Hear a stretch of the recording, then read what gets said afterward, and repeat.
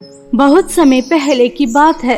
उदयपुर नामक गांव में एक बहू नैना रहा करती थी। नैना स्वभाव की बहुत अच्छी थी, लेकिन नैना थोड़ी सांवली थी और उसके चेहरे पर कुछ निशान थे, जिस वजह से नैना को अपने ससुराल में बिल्कुल भी प्यार नहीं मिलता था। हमेशा उसे बहुत कुछ सुनना और सहना पड़ता था। नैना की एक ननद थी संजना। संजना हमेशा नैना को बहुत ज्यादा परेशान करती थी।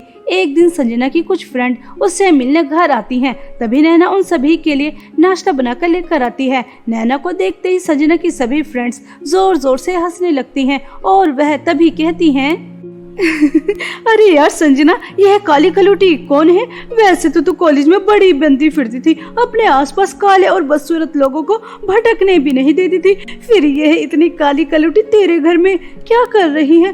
अगर मेरा अंदाजा सही है तो ये कहीं तेरी काली कलूटी बदसूरत दूसरी भाभी तो नहीं है?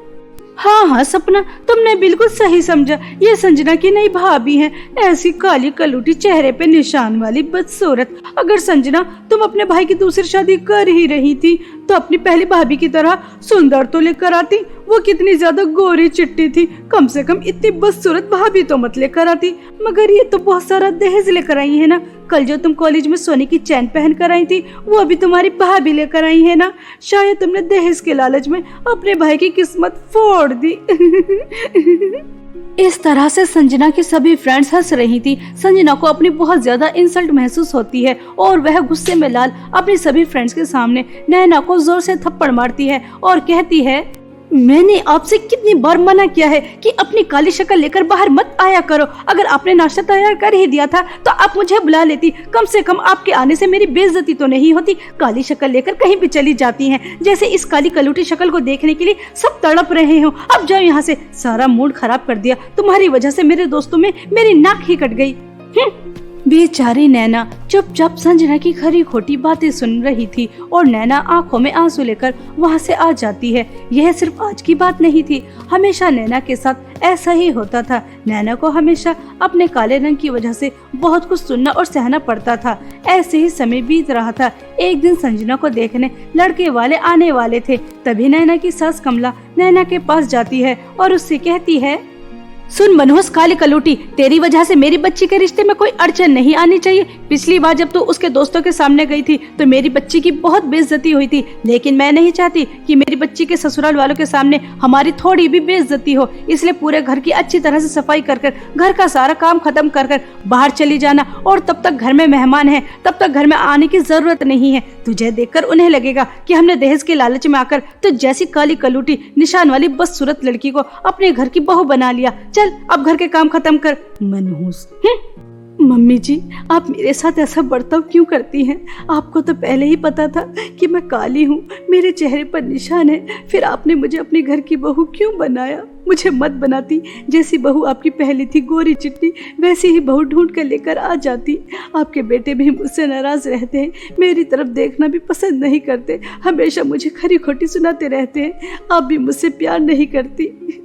क्या आप मुझे अपने घर की नौकरानी बना के लेकर आई थी? मैं इस घर की बहू हूँ, आप मेरे साथ ऐसा बर्ताव मत किया करें, मुझे बहुत दुख होता है। अब मैं जैसी भी हूँ आपकी बहू हूँ, बदल तो नहीं जाऊंगी। अरे वाह काली कलूटी, तू तो बहुत जल्दी भूल गई कि मैंने तुझे अपने घर की बहू क्यों बनाया। चल मैं तुझे बता देती हूँ। एक तो फ्री में मुझे नौकरानी मिल गई, मेरे घर के सारे काम हो जाते हैं। दूसरी बात, तेरे बाप ने मुझे इतना सारा दहेज दिया था जिस वजह से हम ऐश कर रहे हैं, वरना क्या तूने मुझे पागल समझा है? तो जैसी काली कलूटी बदसूरत को अपने घर की बहू बनाती। चल अब अगर तेरा ये ड्रामा खत्म हो गया हो तो घर के सारे काम खत्म कर, मेहमान आने ही वाले होंगे। ऐसा कहकर कमला वहां से चली जाती है और वहीं दूसरी तरफ बेचारी नैना पूरे घर की अच्छी तरह से सफाई करती है, अच्छे अच्छे पकवान तैयार करती है और उसके बाद जैसे ही लड़के वाले आने वाले होते हैं घर से बाहर चली जाती है और एक गार्डन में जाकर बहुत रोती है। अगर आज मैं सुंदर होती तो इस तरह से घर से बाहर नहीं होती, घर की खुशियों में शामिल होती। लेकिन मेरे साथ तो हमेशा से ऐसा ही होता आ रहा है। बचपन से ससुराल तक का सफर मेरा बहुत कठिनाई वाला गुजरा है। हमेशा लोगों के ताने, खरी खोटी बातें सुनकर ही बड़ी हुई हूँ। कितनी बदसूरत है, इसके चेहरे पर तो निशान है, अरे ये तो कितनी काली है, यह सुनकर बड़ी हुई हूँ। क्या इस दुनिया में सुंदरता ही सब कुछ है? हम जैसे इंसानों को जीने का कोई हक नहीं। हम क्या सिर्फ हमेशा लोगों की खरी खोटी बातें, ताने, बस यही सुनते रहेंगे? हमें खुश रहने का कोई हक नहीं। काश ऊपर वाला मुझे भी थोड़ा रंग रूप दे देता तो मैं लोगों के ताने नहीं सुनती, अपने ससुराल में खुश रहती और मुझे भी मेरे पति का प्यार मिलता। लेकिन हम जैसी बदसूरत लड़कियों को ऐसी किस्मत कहाँ? उनकी किस्मत में तो सिर्फ दुत्कार, दर्द, परेशानी, लोगों के ताने यही लिखे होते हैं। ऐसा कहकर नैना बहुत रो रही थी। तभी नैना को किसी और की भी रोने की आवाज आती है जो बहुत जोर जोर से आ रही थी। नैना उस आवाज का पीछा करती है तो उस गार्डन के पीछे एक घना जंगल था और वह आवाज वहां से आ रही थी। और उस घने जंगल में एक गुफा थी जिसके अंदर बूढ़ी औरतें थी और वह जोर जोर से रो रही थी। नैना अंदर जाकर उनसे पूछती है, अरे यहाँ पर तो इतनी सारी बूढ़ी अम्मा है, अरे आप सभी लोग क्यों रो रही हैं? क्या हुआ? आप लोगों को क्या परेशानी है? बेटा, हम बुढ़िया नहीं हैं, हम तो परी लोग की सबसे ज्यादा सुंदर परियां हैं। लेकिन हमें एक जादूगरनी ने ऐसा बना दिया और उस जादूगरनी ने हम सभी की सुंदरता एक जादुई लिपस्टिक के अंदर कैद की है। और वह जादुई लिपस्टिक बादलों में है और बादलों से जादुई लिपस्टिक लाना आसान नहीं है, क्योंकि बादलों में 2 जादुई लिपस्टिक है और एक बार तुमने जिसे भी छू लिया बस तुम उसे ही लेकर आ सकती हो। अब ये कैसे पता चलेगा कि जादुई असली लिपस्टिक कौन सी है जिसमें हमारी सुंदरता है? अगर कल तक हम परी लोग वापस नहीं गए तो बहुत बड़ा अनर्थ हो जाएगा। बेटा, क्या तुम हमारी मदद कर सकती हो? हम बहुत बड़ी दुविधा में फंसे हैं। हाँ अम्मा जी, मैं आप लोगों की मदद जरूर करना चाहूंगी, लेकिन मैं बादलों में कैसे जाऊंगी?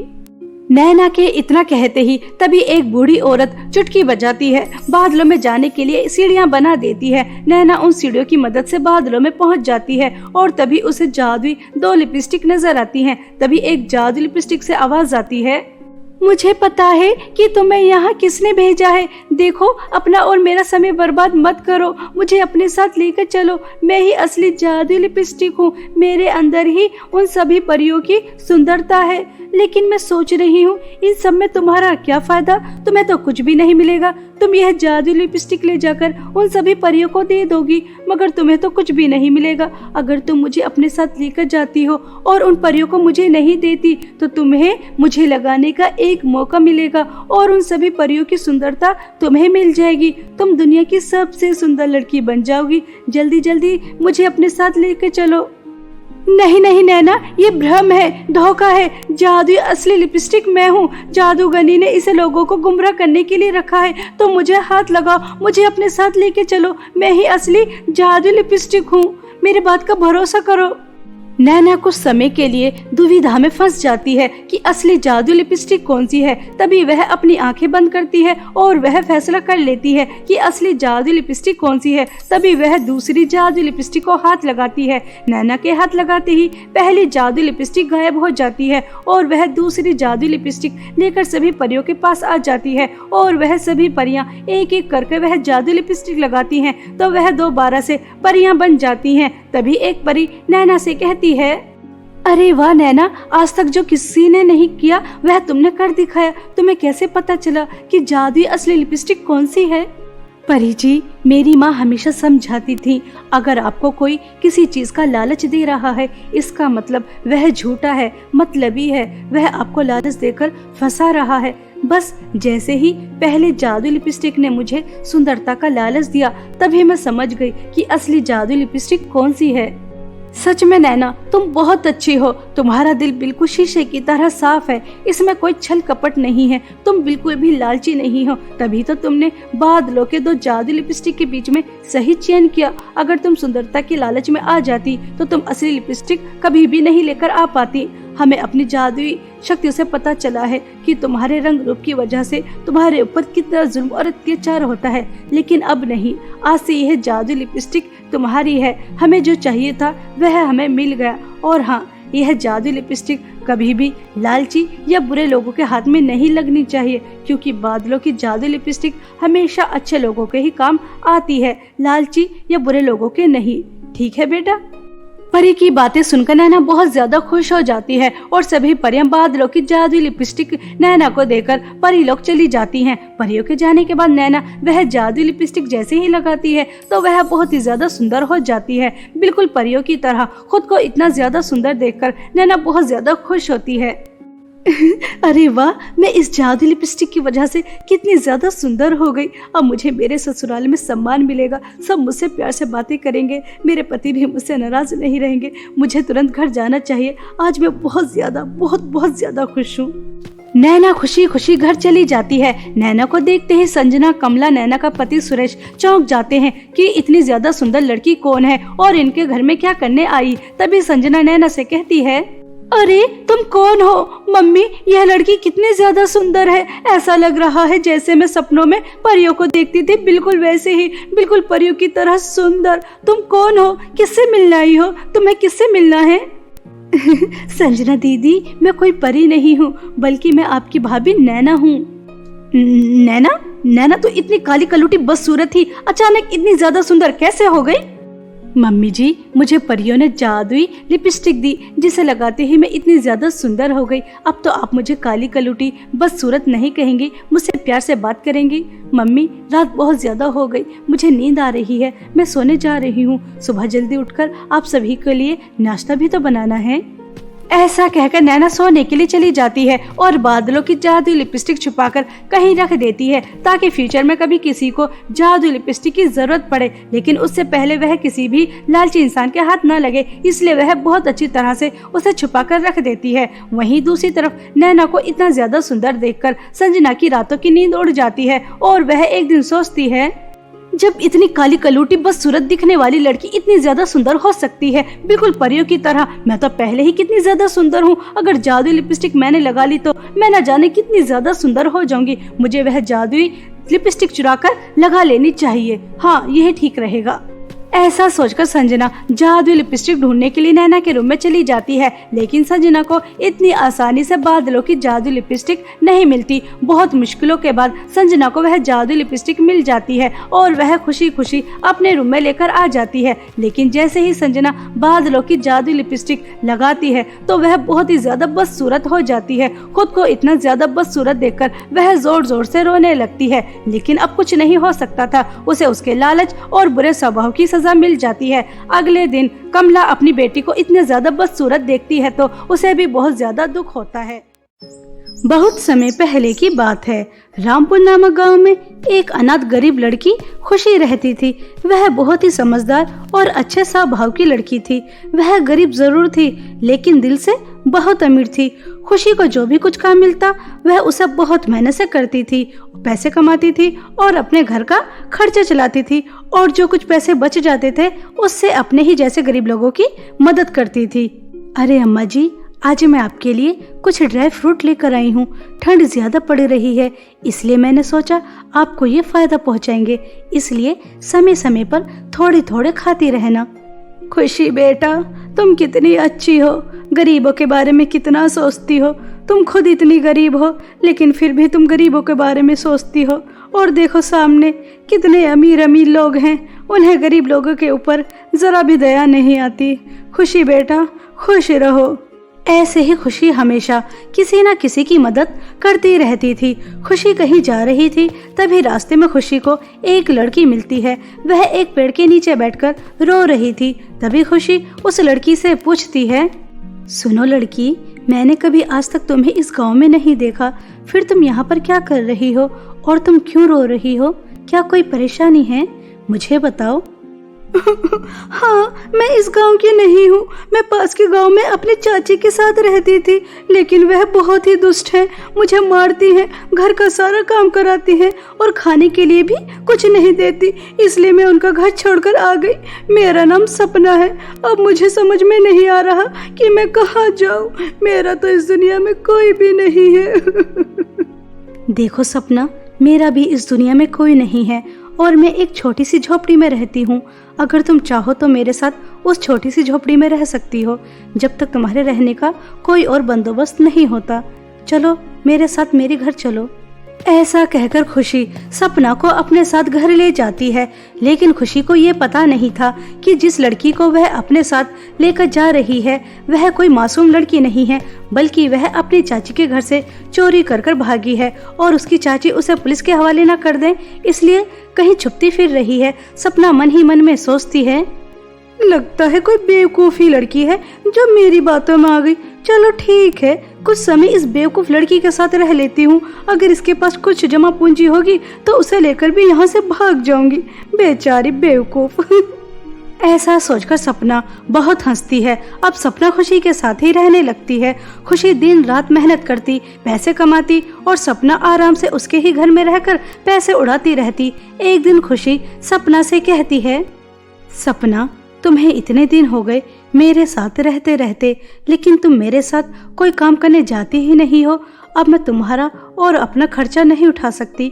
तुम्हें भी मेरे साथ बाहर कमाने जाना चाहिए ताकि हम दोनों मिलकर घर का खर्चा आसानी से उठा सकें। देखो खुशी, मैं तुम्हारे साथ अगर बाहर जाऊंगी, अगर मुझे चाची ने देख लिया तो वो मुझे अपने साथ घर ले जाएंगी और वह दोबारा से मेरे ऊपर अत्याचार करेंगी। तुम तो देखो कितनी अच्छी हो, हमेशा दूसरों की मदद करती हो। अगर तुम चाहती हो कि मैं अपनी चाची के घर दोबारा से चली जाऊं और वे मेरे ऊपर ऐसे ही अत्याचार करे तो ठीक है, मैं यहाँ से चली जाती हूँ। नहीं नहीं सपना, मेरे कहने का ये मतलब नहीं था। चलो ठीक है, अब दोनों खाना खाते हैं। तुम्हारा जब तक दिल चाहे तुम यहाँ पर रह सकती हो, मैं थोड़ी और ज्यादा मेहनत कर लूंगी। ऐसा कहकर खुशी सपना के साथ खाना खाती है। ऐसे ही कुछ दिन बीत जाते हैं। एक दिन सपना खुशी के बैग को देखती है तो उसमें कोई चीज चमक रही थी। तभी सपना खुशी से पूछती है, खुशी, तुम आज क्या काम कर कर आई हो और तुम्हारे बैग में क्या चमक रहा है? जैसे कोई सोने की चीज चमक रही हो ऐसा लग रहा है। सपना, तुम्हें तो पता ही है, कभी मुझे खेतों में मजदूरी करने का काम मिलता है, कभी बर्तन बेचने का और कभी कपड़े बेचने का, लेकिन आज मेरी ईमानदारी देखकर एक सुनहर ने मुझे बहुत बड़ी जिम्मेदारी दी है। मैं तुमसे इसी के बारे में बात करने वाली थी। क्या बात करने वाली थी खुशी, और क्या जिम्मेदारी दी है सुनहर ने तुम्हें? सपना, कल सुबह मुझे शहर जाना है और मेरे बैग में सोने की चूड़ियां हैं और मुझे यह समय पर शहर पहुंचानी है। इसके बदले मुझे अच्छे खासे पैसे भी मिलने वाले हैं।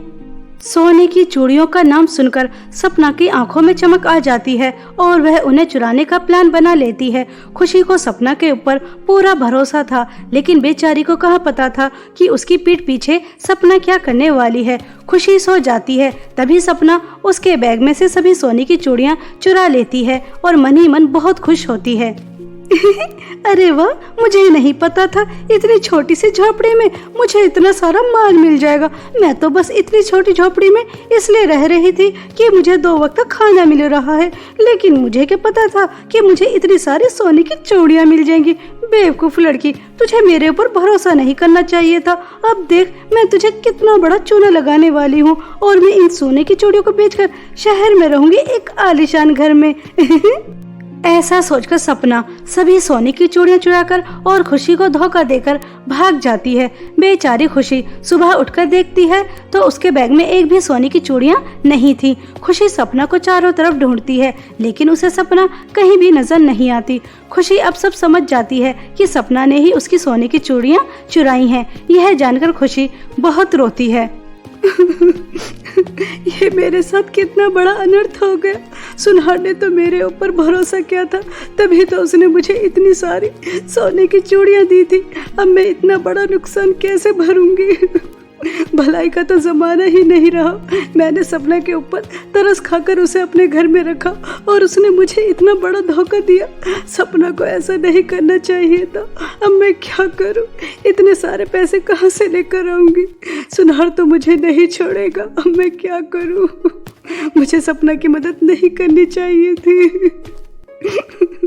ऐसा कहकर खुशी बहुत रो रही थी और रास्ते में बस चले ही जा रही थी। तभी उसे रास्ते में वह बूढ़ी अम्मा मिलती हैं, जिसकी खुशी कभी कभी मदद क्या करती थी। तभी वह बूढ़ी अम्मा खुशी से पूछती हैं, अरे खुशी बेटा, क्या हुआ? तुम क्यों रो रही हो और बहुत परेशान भी नजर आ रही हो? क्या कोई बात है? मुझे बताओ। अम्मा जी, अब मैं इस दुनिया में किसी की कोई मदद नहीं करूंगी। मुझे समझ आ गया कि दूसरों की मदद कर कर कुछ हासिल नहीं होता, सिर्फ आपको धोखा ही मिलता है। अरे नहीं बेटा, तुम तो बहुत ही पुण्य का काम करती हो। अगर इस दुनिया में तुम्हारे जैसे और लोग हो जाएं, तो इस दुनिया में कोई भूखा नहीं रहेगा। मुझे बताओ, तुम्हें किसने धोखा दिया और तुम क्यों परेशान हो? उस बूढ़ी औरत के कहने पर खुशी उन्हें अपनी आप बीती बता देती है। खुशी की आप बीती सुनकर उन्हें भी बहुत अफसोस होता है और वह खुशी से कहती हैं, खुशी बेटा, तुम बहुत अच्छी हो और ईमानदार भी, हमेशा दूसरों की मदद करती हो। इसलिए मैं तुम्हें एक जगह के बारे में बताती हूँ। यहाँ से कुछ दूर चलने के बाद तुम्हें एक मायावी रास्ता नजर आएगा और वह रास्ता तुम्हें सीधा बादलों में ले जाएगा। बादलों में तुम्हें 2 जादुई चूड़ियों के घर मिलेंगे। पहले तुम्हारी परीक्षा होगी और अगर तुम अपनी परीक्षा में पास हो जाओगी तो एक जादुई चूड़ियों का घर अपने साथ पृथ्वी पर लेकर आ सकती हो और उसके बाद एक हंसी खुशी जीवन बिता सकती हो। जाओ मेरी बच्ची। बूढ़ी अम्मा की बातें सुनकर खुशी खुश हो जाती है और वह उस बूढ़ी अम्मा के बताए हुए रास्ते पर जाती है। तो खुशी को एक मायावी रास्ता नजर आता है और वह उस मायावी रास्ते पर चलकर बादलों में पहुंच जाती है। तभी उसके सामने 2 जादुई चूड़ियों के घर नजर आते हैं। तभी एक जादुई चूड़ी के घर से आवाज आती है, खुशी, तुम्हारा बादलों के जादुई चूड़ियों के घर में स्वागत है। अगर तुम मेरे जादुई चूड़ी के घर में आती हो तो तुम्हें बहुत सारी धन दौलत मिलेगी, लेकिन उससे पहले तुम्हें बादलों की एक खूबसूरत परी को मारना होगा। उसी के बाद तुम इस जादुई चूड़ी के घर को अपने साथ पृथ्वी पर लेकर जा सकती हो और धन दौलत से बहुत ऐश कर सकती हो।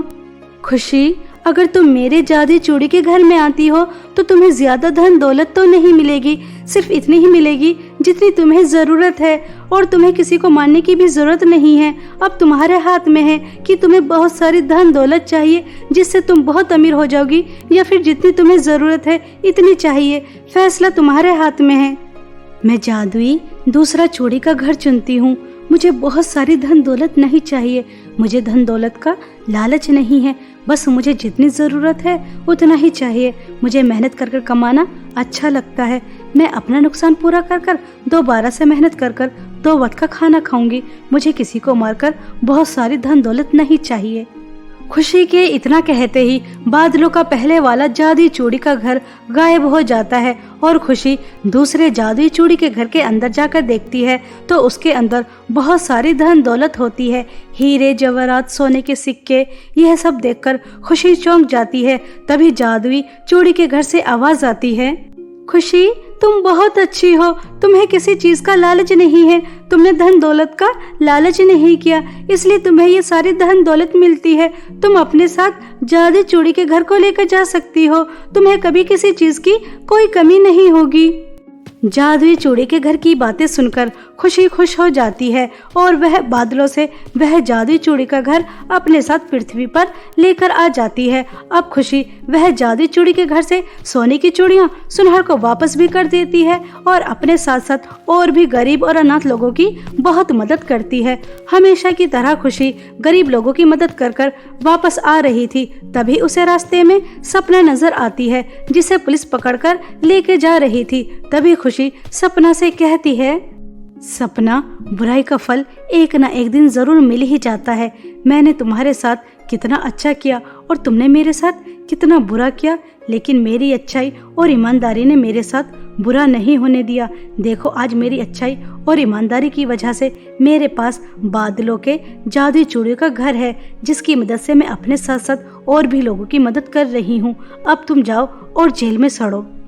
इसी तरह सपना अपनी बुराइयों की वजह से जेल में सड़ रही थी और खुशी अपनी अच्छाइयों की वजह से एक जादुई चूड़ी के घर में हंसी खुशी जीवन बिता रही थी।